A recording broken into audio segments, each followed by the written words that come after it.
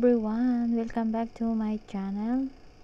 Today's video is magluluto tayo ng mafa tofu with pork mince. Ayan guys. Bagong recipe po ang Japanese sauce. Ito po siya, ang Japanese sauce. Ayan. Ang sauce niya at saka yung powder. Simple lang po. Tofu at saka pork mince, marinate po natin siya sa soy sauce at saka oyster sauce. Konti-konti lang kasi ang sauce niyan ay maalat na siya. So ang gawin natin guys, ang tofu ay slice natin ng dice cube, ganyan. At dahan-dahan lang sa pag-slice kasi madali siyang madudurog. Ayan. Ganyan po.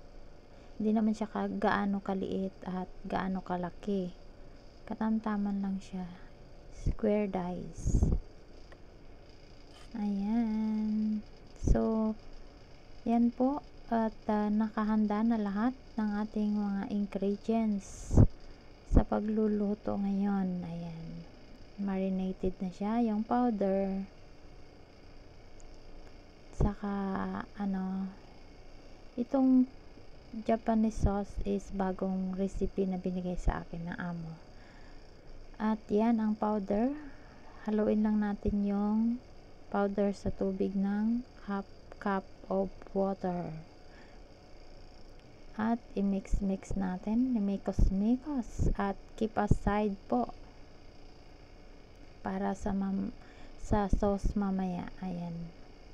So magi-start na tayo for cooking. Ayan, konting mantika lang ang kailangan. Ayan po. Saka i-fry po natin ng konti yung pork mince.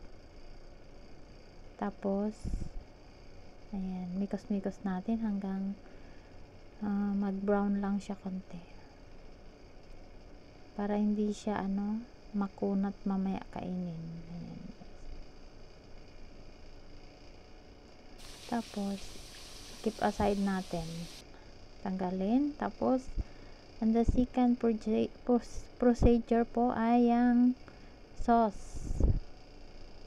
Ilagay lang natin dyan sa at pahianaan lang po ng apoy, hindi naman siya malakas. Ayan. Ilalagay natin yung tofu at konting apoy lang para hindi siya mag-dry. Mikos lang po ng dahan-dahan kasi ang tofu ay madaling madurog. Ayan guys, simple lang po ang aking recipe today na pinaluto ng aking amo. Ayan, pakuluin ng konti. Tapos ihahalo natin yung pork mince mamaya. Ayan guys,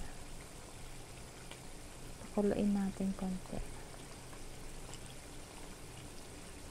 At ayan, at ilagay natin ang pork mince. Tapos mikos ulit ng konting oras kasi madali na lang siyang maluto guys. At pagkatapos mamaya ay ilalagay na natin ang